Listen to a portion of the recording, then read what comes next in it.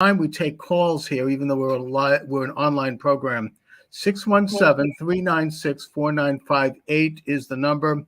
617-396-4958. If you'd like to chat with us, we're at rumble.com/Moscowitz. Brandon Straka is my guest from Walkaway. Brandon, thanks for joining me today. Thanks for having me. I've been wanting to talk with you for quite a while. I admire your work. I guess my first question is that, given the fact that you were liberal and that you gave an objective look at President Trump when he was in office, and you began to see that everything didn't add up in terms of how the media was covering him, which made you, as an honest man, decide to think differently about it. It must have been I can only imagine how discouraging it must have been to have to go through the events that you went through at the delegation assembly, of course, January 6th, which is an event that happens every 4 years, and it's a time when the new president is confirmed by the delegates. So I just want to start there. I mean, what was it like? How do you feel about all of that? How was it? It has been horrific. It continues to be horrific. It's not really over for me yet. I went to DC on January 6th. I stood outside the Capitol shooting a video for 8 minutes, and then I uploaded that video to Twitter. And the next thing that happened was 2 weeks later, the FBI raided my house, got me out of bed, presented me with a search warrant, and took me to jail. The government charged me with 2 felonies and a misdemeanor, and threatened me with a 3rd felony of obstruction of Congress. And through that situation, I ended up taking a misdemeanor plea deal, and then spent some time in jail and 3 months on house arrest, 3 years of federal probation, a $5,000 fine, $500 restitution to the Capitol, court-ordered community service and mental health services. And I'm also now being sued by 8 Capitol police officers who I've never met in my entire life, who are working on the other side of the building before I arrived on Capitol grounds, who nonetheless are suing me for aiding and abetting assault and battery. And all of this simply because you stood on the grounds of the U.S. Capitol. You didn't even go in. Right. In spite of the fact that we now have just a fraction of the video finally coming out, thanks to Speaker McCarthy giving it to Tucker Carlson, and showing that people were ushered in. They were generally polite. I'm not saying everybody was perfect, but generally speaking, most people that went in thought that they were being allowed in because the Capitol Police were ushering them in, including the famous QAnon shaman, Chansley, where we now see video of him literally being escorted through the hallways. And, so the whole thing, I think that it's becoming obvious that this whole thing was not exactly what the public assumed it was.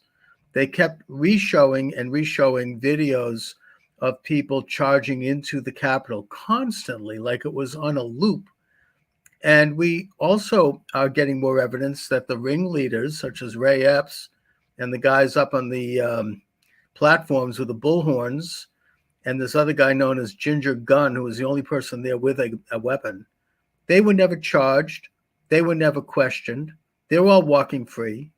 While someone like yourself, who was there simply filming, and hundreds of others are still in prison, what's called a gulag, which accurately, without being charged, where they're being tortured, where in one case a man lost his eyesight, they're being denied medicine, and they're basically undergoing something that we would be more likely to expect historically at Lubyanka prison in the Soviet Union. That's a lot. Yeah.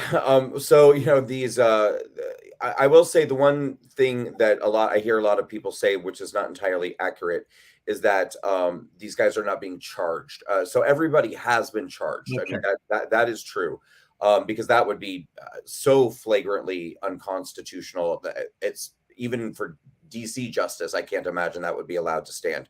Now, I think it's very fair to say that people are being hideously overcharged.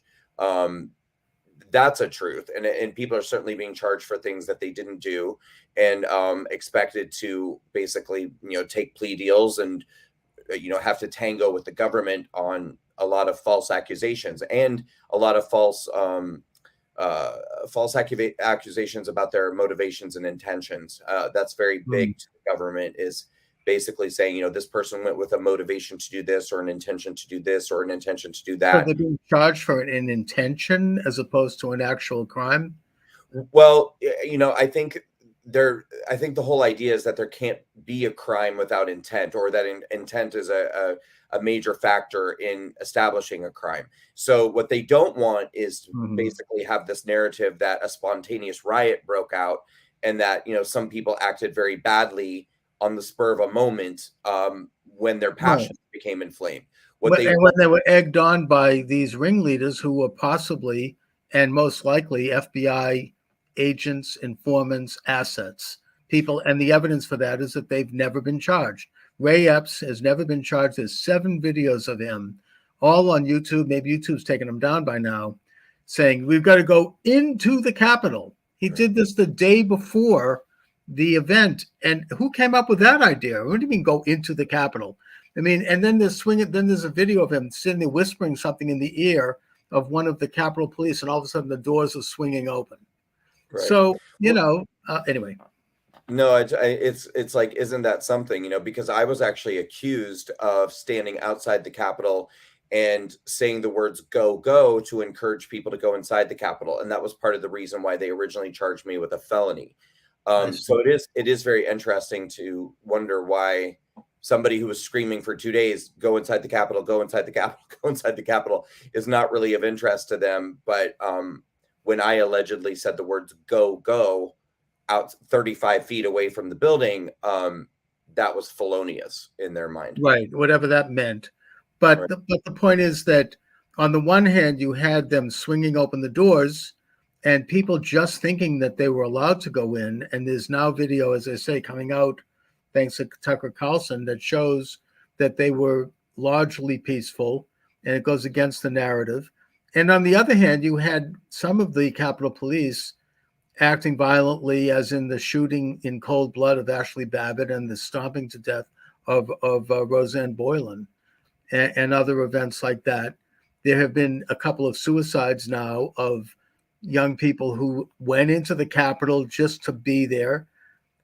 You've got people inside the Capitol, like the cameraman Sullivan, who is connected to, I believe, Antifa, who has never been charged. In fact, he was interviewed the next day on MSNBC. I mean, the thing is that the whole thing doesn't look right, doesn't smell right, and you have to ask, like any good police investigator would ask the question, cui bono, who benefited? Who benefited was Biden and the deep state and the regime, because the assembly for ratifying the election, which happens every 4 years, it didn't take place. Instead, there were 7 states that were going, 6 states and possibly a 7th, that were planning on contesting the seating of their delegation. That's something that has happened going back to Jefferson, who, as president of the assembly, declared himself president of the United States. I mean, that's not new. It happened in 1824, happened in 1871. It happened more recently as well. And in the middle of the first, and when a state asks for such a hearing, with the signature, a joint signature of at least one senator and one rep, the president of the assembly, and in this case, that would have been Mike Pence, they then call for hearings. And the hearing can last up to 2 hours. And there were 6 states that were about to do this. And if at the end of the hearing, the president of the assembly can then choose to not seat the delegation or send it back to the state for reconsideration. And it's all in the Constitution. This is all legal. It's all lawful. But in the middle of the first hearing for Arizona, because they called in alphabetical order, and I was watching it on television, it was sensational. They were laying out the evidence. I had to step away for about 5 minutes to do something else. I came back and I see the guys battering the door in, and I'm like, holy crap, this is not good. But the point is that the whole thing was canceled the minute the guy with the Viking hat shows up. And then they reconvene at midnight without the media, without hearings, without anything, and they just gavel Biden through. So who were the insurrectionists here? I mean, it doesn't look right that President Trump or that his movement, which has been massively peaceful, he's had rallies with hundreds of thousands of people, never a violent incident, that they would do this to interrupt that assembly. That assembly would have exonerated President Trump. It would have been finally, I think, an opportunity for the American people to see evidence, if there was any, that there had been fraud in those 6 states. Didn't happen. Right. So, I think, everyone I knew wanted to have a 10-day reprieve to forensically audit the vote, just to Indeed. ensure that, the election was straightforward, that every American citizen got exactly one vote, that nobody who was a non-American citizen was voting, that every voter was alive and not a felon and, legally Right. registered in the state they were voting in, and that their signature matched or that they had a signature. I mean, that's what we were there for, was to ask for the 10-day reprieve for a forensic audit. And that was disturbed by the disturbance at the Capitol and by, what happened next. So really the people who lost out the most were people on the right, Trump supporters, who wanted to kind of rally their representatives and say, we want to be heard. And of course, President Trump had been planning this in advance. I mean, I certainly spoke about it on my show, and I basically, everybody expected something weird to happen. I mean, there'd be some sort of an Antifa action. It was even predicted that you would have people showing up in Trump gear and causing trouble. That didn't surprise anyone. What I think was the surprise was the fact the Capitol was unguarded and that people were let into the Capitol. And that's something that is on the head of Nancy Pelosi as Speaker of the House. She was responsible for security at the Capitol. President Trump requested enhanced security, and she not only didn't provide it, but they actually scaled it back. I mean, this is at a federal building that would be hosting one of the most important events in history every 4 years, and with security, and there was nothing. So I mean, I hope that the truth starts to come out now. Now, Brandon, you say that you are being charged even now by 8 Capitol police officers. What is that about? I mean, well, yeah. It's not that I'm being charged; it's I'm being sued. So it's a George Soros funded nonprofit law firm out of Washington D.C. that's suing me and about 3 dozen other conservatives, and they're suing us initially. So they went out and found 8 Capitol police officers who are Black and brown people, and they were suing us under the KKK Act initially, claiming like a racial bias conspiracy, and that we attacked officers based off of their skin color and all of this nonsense. And but again, I mean, I want to first of all, I spent an entire year being investigated by the Department of Justice and the FBI. They had my phones, my iPads, my computers. They went through all of my text messages, my emails, everything. And at no point was I ever accused of or charged with any violent crime. So I was never accused of hurting anyone or trying to hurt anyone or anything like that. Nonetheless, they've decided to include me in this lawsuit. And so I'm now facing counts of aiding and abetting assault and aiding and abetting battery against 8 Black and brown Capitol police officers who are essentially alleging that I'm a white supremacist who was trying to hurt them. And, I'm forced to go forward and defend myself in this case. And it will be very costly and a very arduous and exhausting. And you're a media savvy guy. You had an organization. You were an activist, so you're a bit more situated to handle this kind of frightening and monstrous assault. But a lot of people aren't. You have these little old gray-haired ladies who are being entertained and who are being accused, and they've never done anything in public, and We have average citizens, hundreds of them now being held in this gulag in the basement of this horrible, you know, monstrous facility. Yeah. And the fact is, you didn't attack anyone, let alone a black officer. You attacked nobody there. Right. We don't know if these 8 black and brown officers were attacked. They were there doing their job. They may have had a scuffle or two. Who knows? That's, how many people had scuffles during the George Floyd attacks? I mean, there were 4. Right.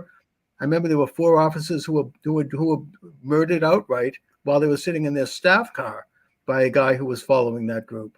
And so, I don't think that no officers were killed on that day.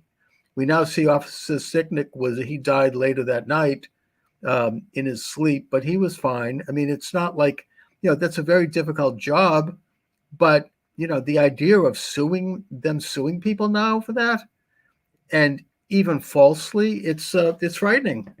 Yeah, well, yeah, and that's the whole point. I mean, if in fact you were injured on that day, sue the people who injured you. Yeah, right.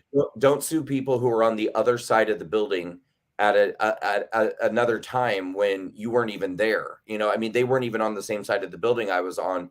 And as far as I'm able to tell so far from what they're alleging in this lawsuit, their alleged injuries occurred before I even entered Capitol grounds.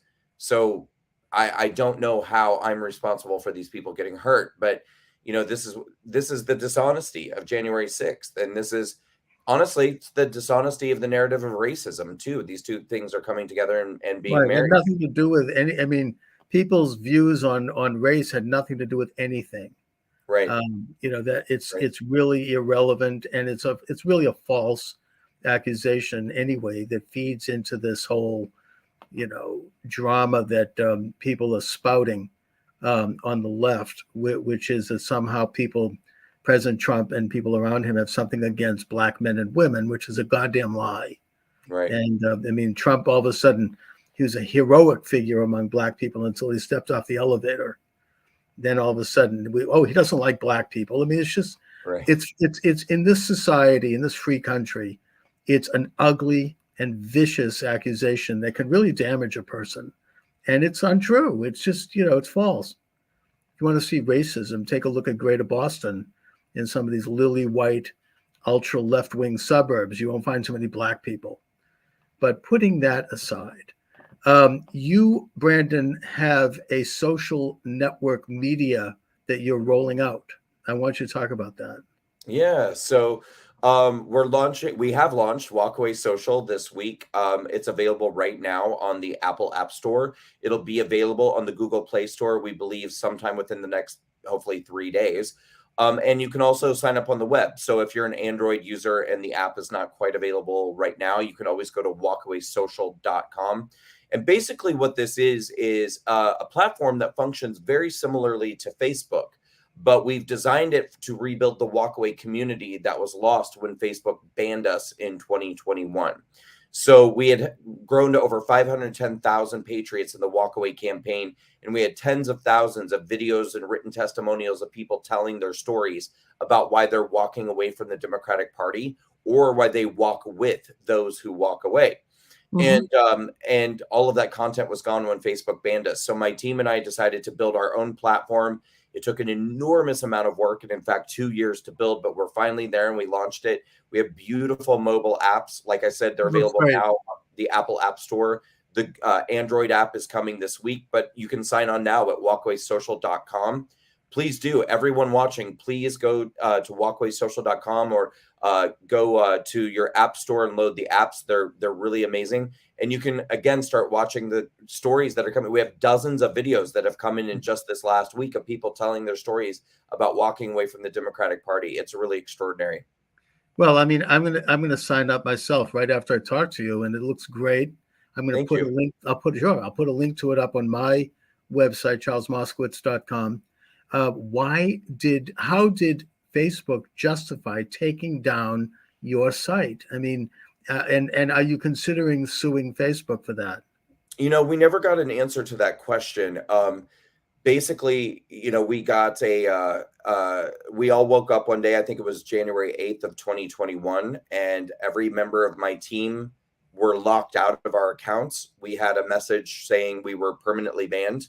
And then the group was gone. And we started hearing from everyone, the group was gone. And the message that we got was very extreme. It was unlike anything that any of us had ever seen before from Facebook.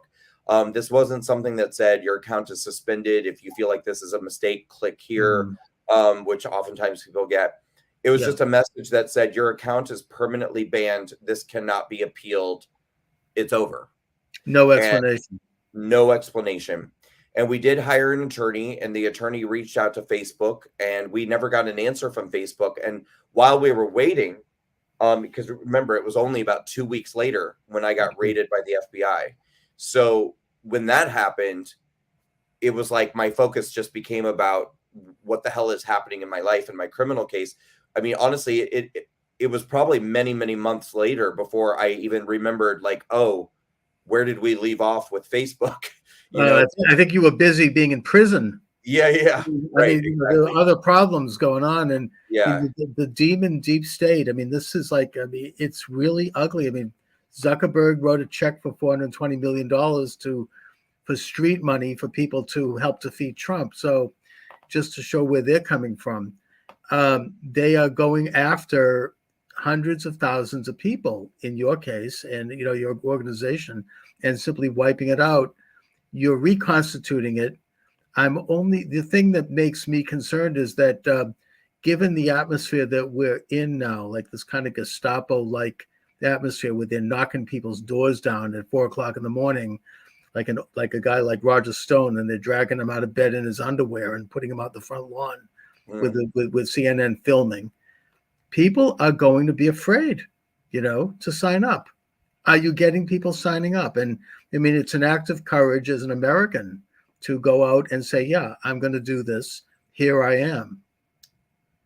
Yes, people are signing up. And like I said, we already have wonderful videos rolling in. So it's been great. I think that people have kind of gotten past this point of wanting to live in fear of their government and wanting to, be pushed around and intimidated. I think at this point, people are saying, no, we're not going to get pushed around. This is America. It's not communist China. It's not Russia. This is a free country. We intend to keep it a free country. And no, we're not going to be intimidated and threatened and pushed around by our government. So I think that especially what's happened this week with the tapes coming out and people starting to see the Democrats are lying as usual, and they're creating, false narratives and division through all of their propaganda. I think that's being exposed again. And I think that people are saying this is enough. Enough is enough. And, we're not going to be afraid to go to our PTA meetings. We're not going to be afraid to challenge our school boards. We're not going to be afraid to rally and march and show up for causes that are important to us. And we're sure as hell not going to be afraid to sign up for a social media platform and, build a community and listen to stories of people who also have had enough and are feeling fed up. So no, I don't think it's going to be a problem. I think that people have been pushed past their limit. And I think that that's actually going to cause more and more people to walk away. Well, I think that you're on the cusp of hopefully a genuine social movement, although I don't, and this is anecdotal, I don't sense that people are stepping out and active. I don't, where's people's outrage over, forced vaccines and real kind of stuff going on out there? I mean, I don't see it in this country. I mean, I thank God for the Canadian truckers, and they put a stop to the mandates. But where are Americans? Where are Christians? What's going on? Yeah, well, we definitely need more of it. But like I said, I think that people are starting to feel pushed past their limits at this point, and hopefully that outrage is going to translate into action at this point. There certainly has not been enough outrage and enough support and outreach for January 6th defendants and a number of other things that are happening in this country. But hopefully that will begin to change now. As a former liberal Democrat and as an openly gay man, are you in touch with your former community and people who used to be concerned about individual rights and police abuse and authoritarianism? I mean, where are they? I'm really not, honestly. I was kind of excommunicated from the LGBT community when I made a decision to walk away and become a Republican and a Trump supporter. So at this point, we're in a way kind of rebuilding our own community because there's a large number of minorities in this country who are leaving the left, whether we're talking Right. about, Black Americans, Hispanic Americans, LGBT Americans. A lot of people are realizing that they've been lied to and betrayed and manipulated by the Democrats and the left. And so they're coming and joining Walk Away. And we also have a lot of LGBT people joining Walk Away. I would think you would. Yeah. Yeah. So I mean, anyway, I and made a lot of former Democrats and liberals who used to talk about the FBI, right, and J. Edgar Hoover and the abuse and COINTELPRO, and now all of a sudden with the FBI doing all this crap, they're saying nothing.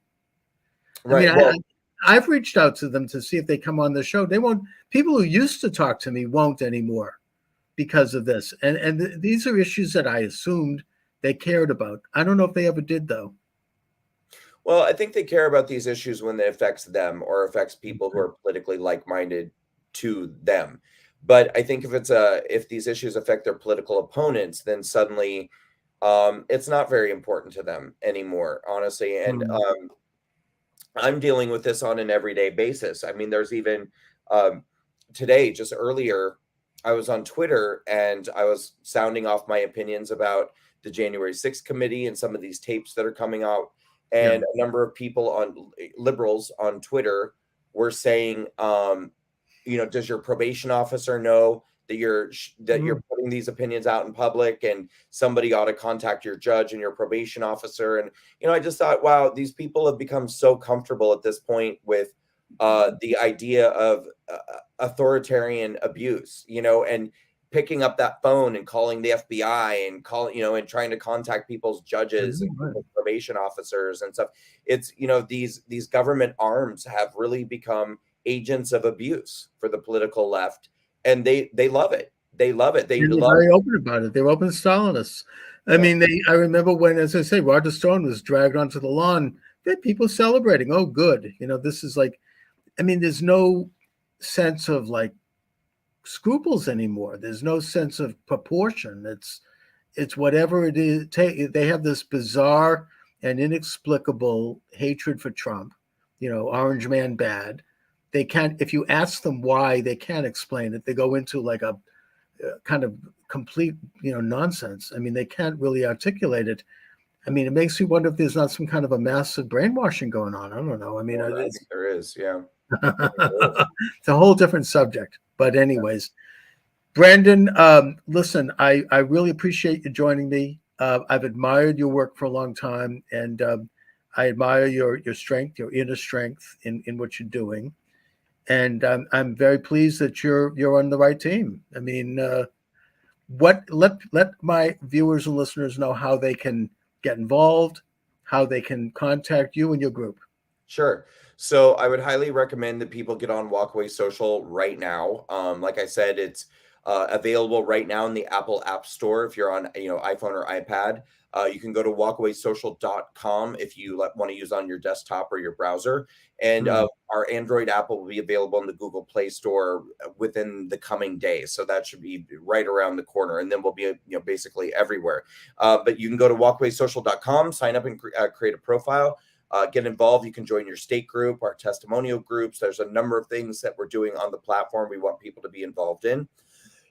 And then continue to follow what we're doing. Follow me on social media. I'm on Twitter and Facebook and Truth Social and Getter and YouTube and Rumble and Walkaway Social. If people can follow me there and find out more ways what we're up to and how they can get involved.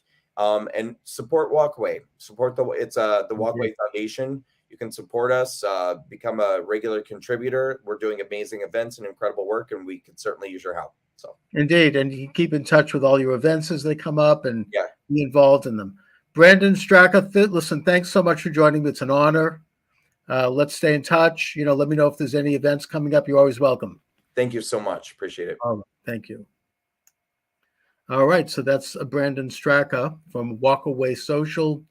Check it out. There's a link on the Rumble page here if you want to get information. Really, really interesting guy. I mean, he was very great activist in conservative and liberal causes and Democratic Party causes until he, I know, as they say, he was red pilled, or he just, I mean, he did an honest survey of politics and added up what was being said about Trump and what the reality was.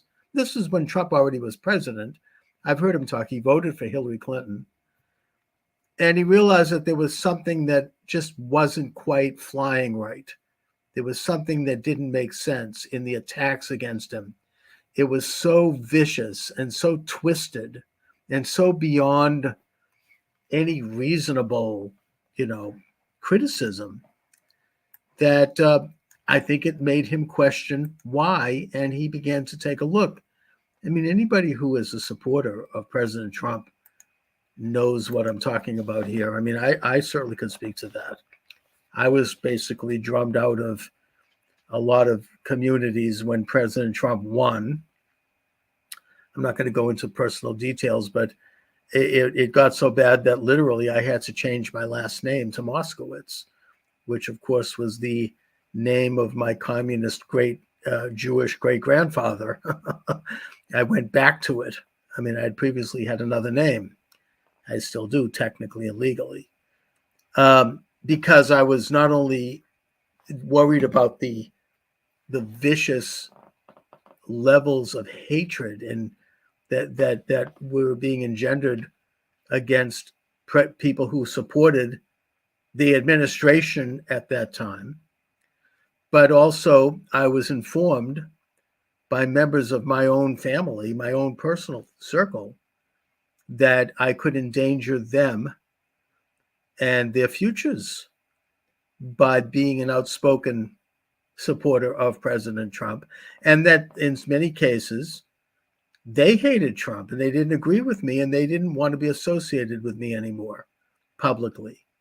And that I think that when I talk about this, I think I would imagine that this is an experience that most people who were supporters and are supporters of the MAGA movement have experienced. That in a sense we've become like the Untermenschen. We can't speak publicly. We have to be circumspect. I mean, I was just told by my own dear mother the other day, make sure you don't talk about politics. Make sure you don't mention anything. And she's a Trump hater, but she doesn't know why. This, I mentioned in passing to Brandon Straka that it seems like this is some kind of a brainwashing reaction, and I think it is. I think that the government knows how to manipulate people's minds and emotions because they've studied this over decades, over centuries, actually, and that the perfect model for the manipulation of public opinion is Nazi Germany. If you look at Leni Riefenstahl's films, you can see how brilliant the Nazis were when it came to manipulating the public mind in Germany. Those events that they would hold at Nuremberg and those big nighttime rallies, which they would usually do at night, so that it kind of works like a casino. They shut down your senses. If you go into a gambling casino, like in Las Vegas, there's no windows, there's no clocks. They send these odors in, like these kind of seductive pheromones or whatever. There's all the sounds, the dinging, the bells, and it creates like you become just moored. You forget where you are. It's like a timeless experience. It's almost like you are existing in another plane almost. This is something that being studied and analyzed by psychologists and psychiatrists who are hired by gambling casinos who created this. This isn't an accident. And it puts a person in a frame of mind where they are more likely to open up their wallets and spend money, which is what their goal is. My contention is that the government, the establishment, the deep state, whatever you want to call it, what Michael J. Glennon calls the double government. He's coming out with a new book, by the way, and I hope to have him on. That they have learned how to do this on a mass scale. And they've learned how to do it with great expertise. And part of that is public control over enough of the high ground of the media, the culture, academia, corporation, funding, money sources, that they can create this sort of semi-hypnotic condition. And that, to go back to the example of the Nazis, those rallies would have they would control all your senses. They would be at night where they had huge strobe lights focusing very narrowly on a particular point on a stage. So your vision would be kind of, managed. I mean, even vision itself can be manipulated. You think you're seeing something. Criminologists have talked about this in the case of trials, that you thought you saw somebody do this, but they might have done that, because you get used to expecting to see a certain thing. So you do. They control the smells by these bonfires and this burning smell everywhere and the fire, and it created kind of like a motion and an excitement. They created the sound, of course, with loudspeakers blaring Wagner, very, nationalistic, martial, military type music. And so they created this atmosphere where they would then introduce the program one piece at a time until the greatest moment of all, when the Fuhrer would show up. And at that point, people were fainting. Women were, according to what I've read, some women who they were having orgasms. I don't want to go into details about that, but the point is that then when Hitler would be on the stage, he was extremely skillful at manipulating emotion with his rhetoric. And it wasn't just his voice, but it was the way he held his body and his body language. He'd start out very kind of quiet, and he would speak humbly, like he was, sitting with you at a fireside chat. I mean, FDR did this too, I suppose, with the fireside chat. Hey, I'm just like you. I'm one of the guys, we're going to sit down and have a nice little chat. Maybe have a little schnapps, we're just you and me. And he would make that kind of connection. And then he would start to work in a little bit, and because he's already won over your sympathy. And then he would start building, and he would start building, and he would start building, until by the end of the thing, he'd be literally screaming at the top of his lungs, arms flailing akimbo in the air. And the whole audience would be I suppose preachers do this too, except they're doing it for good reason. They're doing it to bring people closer to God. I mean, that's different, right? But by the I'm going to walk with Jesus. I mean, that's a different thing. I'm talking here about, the intentions are not good here. They're authoritarian intentions. And that people in those conditions where they have lost, in a sense of individuality at that moment, they've become collective, right? I mean, the old communist word, that they are more susceptible to suggestion. And that's when you can introduce various lies and half-truths that fit your agenda. I mean, I suppose comparable to this would be the ancient practice of idol worship, right?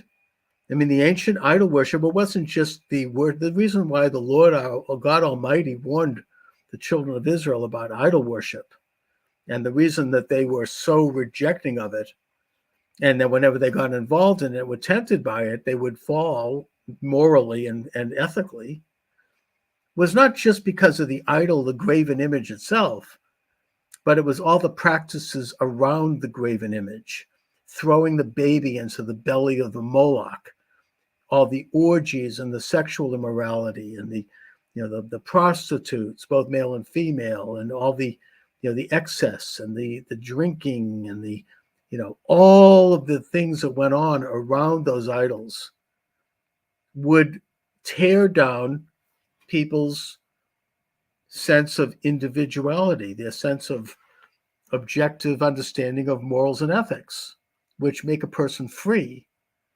as that people would become a part of this collective. And thus the reason that this happened, it wasn't an accident, because these were false images, as God says in the Torah, was because they were manipulated by people behind the curtain who would then benefit from it because they were enhancing and advancing their own power. And oftentimes they would cloak themselves in a sense of goodness, like I'm doing good for people because I'm superior. I have a secretive occultic wisdom. I'm a, that gives me a right to do this, to control other people for their own good. And so you have the techniques that were developed in terms of how to manipulate the masses in your country. And if people don't think that's going on now, I think that in our own time, when we no longer have graven images, we have psychological outfits who study this clinically and who then implement it through their organs of cooperation. That would include the patent, as I say, the founder of all of this was Adolf Hitler. And believe me, major leaders since then have studied Hitler. The Clintons studied Hitler and how he spoke. In fact, Charles de Gaulle, there was a biography, he literally, when he would prepare to speak, he would like rehearse in front of a mirror and he would like emulate Hitler's moves. I mean, this was something that was affected by world leaders and has been ever since. And the entire atmosphere around that, just like the atmosphere around the idol worship, the idol that was being worshipped, is something that is manipulated to just more people from their basic identity, from their sense that there is such a thing as a moral and ethical code that exists outside of what you want it to be. And that to understand that code is your step toward becoming a free person.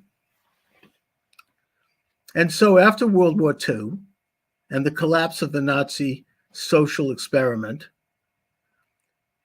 you had in the United States the development of MK Ultra as part of the national security apparatus, signed into law in 1947 by President Truman, who was concerned about it, and I think who meant well, but who was convinced to do it, and that complemented, and that took over the OSS, and that complemented like organizations in Great Britain, the Tavistock Institute, and the Soviet Polytechnic Institute. All of these working toward developing means by which they could control, manipulate, and, for lack of a better word, brainwash their populations, their sheeple, make people compliant, turn human beings into human resources. And if somebody stepped out of line, they would make an example out of that person, like they tried to do, for example, to President Donald Trump. There was a kind of a mass somnambulance. It was almost like, and I think this is what happens, frankly, with the left. People internalize certain things that they know in their heart of hearts are not really good and are not really true and are not really wholesome, but that they also know that there are rewards for acquiescing to it, and there are punishments that can be very dire for opposing it, even in your own mind. And so you have this sort of general malaise. Jimmy Carter talked about this malaise, where people just sort of get along and they keep their head low. It usually starts at a young age because your parents are into it, or it starts when you go to college and you realize that in order to get ahead in that world where your parents are spending all that money, and in order to have a career, you have to accept certain basic axioms. And I think a lot of times it's not even something that's really spoken of publicly. I think it's become psychological, it's become internalized. And so you're more susceptible to an agenda that is not in your own self-interest and that is not really progressive. And, they set up these phony oppositions like the rhino Republicans who are just Me Too to the Democrats. There's the uniparty, as Steve Bannon calls it, accurately.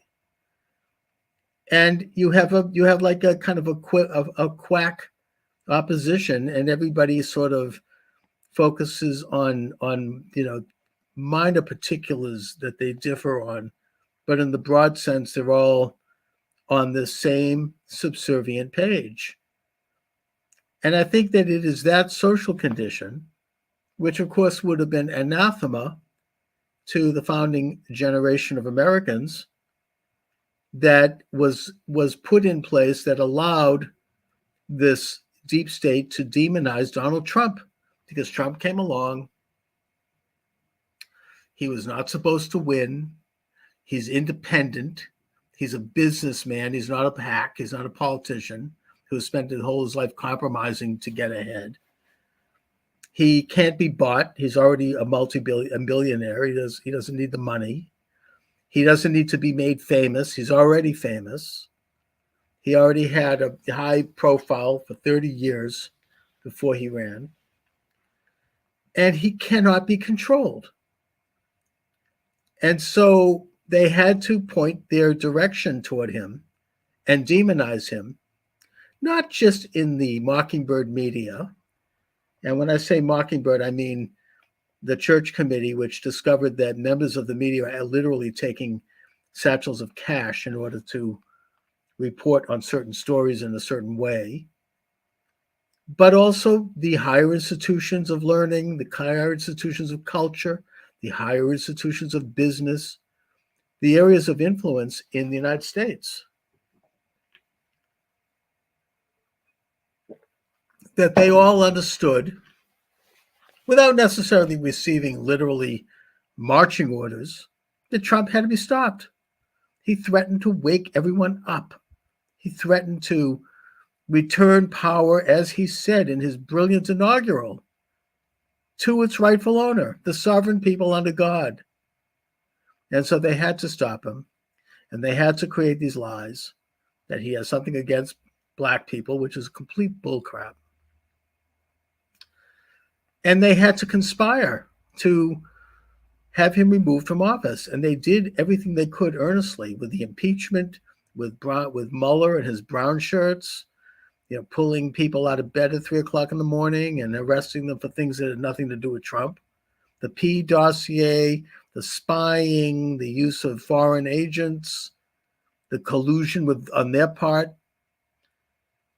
And they continued on it. And I think that the events that Brendan Straka got caught up in were a part of that. They had to stop the hearing at the National Assembly of Delegates, because that would have been the final opportunity for the American people to find out about what really happened at the election.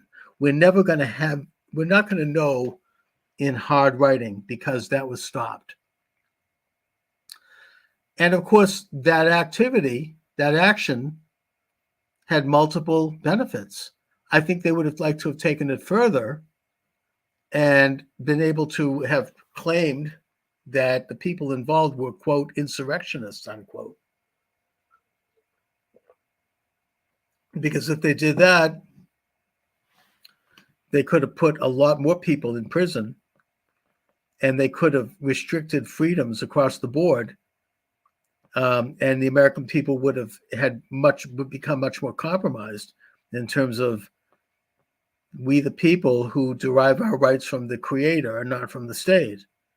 But I think that they did not get all the way there, but they got substantially there.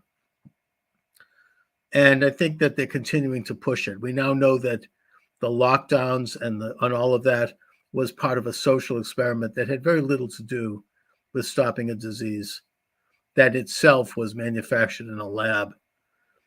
We now know all the lies around that are out there and all the censorship around anyone talking about it, including yours truly. I lost my show on YouTube. I'm not was no but by nowhere as big as Brandon Straka, of course, who lost hundreds of thousands of followers overnight by Facebook, who just pulled the plug without any explanation.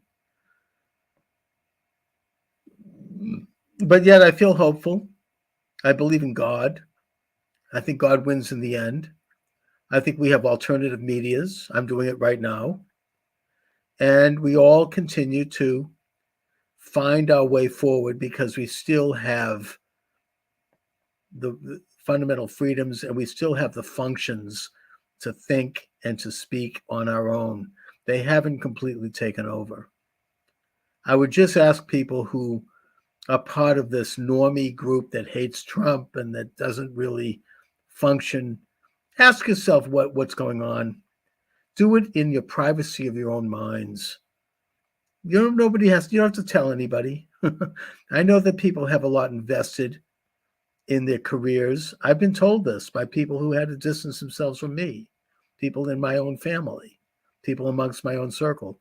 And I understand it. I do. I got nothing to lose. They can go F themselves with me. I've already, I'm out here. But other people have a lot invested and they have to be careful.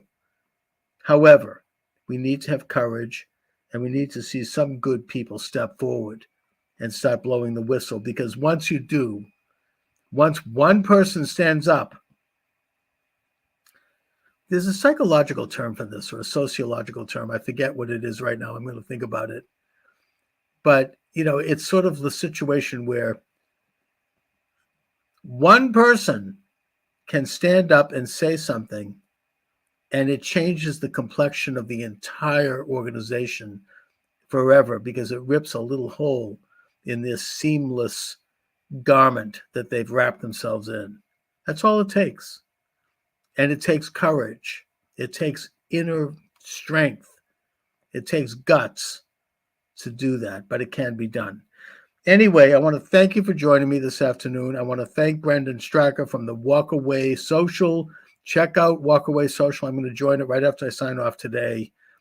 Let's do that. Let's join up with Brandon Straka's group. They've got courage, He's on the vanguard of a movement, as are other people. We need to find all of them and work with them and do what we can in our own way. Check out my books. They're still available at Amazon.com, even though Amazon, I think, has put somewhat of an algorithm against them, frankly. I mean, I'm not going to get into how I know that, but I have several pieces of evidence. I'm just grateful they're still there. And you can get them at Amazon Books by putting my name in the server, Charles Moscowitz. That's Moscow, Moscowitz, and you shall see them come up. I am committed to doing this program Monday through Friday, 3 to 4 p.m. Frankly, it's not always live. Sometimes I will rerun a previous show. I will acknowledge that because I've got other things I have to do. But I'm committed to programming and content Monday through Friday, 3 to 4 p.m. Eastern Standard Time on all of the networks you're listening to. Check out my website, charlesmoskowitz.com. I have a new e-commerce site that I'm putting up there that's connected to it, where I am recommending books primarily that I like right now and that I want to promote. Check them out, buy them on that website. I'd appreciate that. I don't have sponsors, so that's really how I support the show. And God bless you all. Let's keep the faith. Let's be optimistic, and I am. God bless America. for what it is. And have a great afternoon, everybody.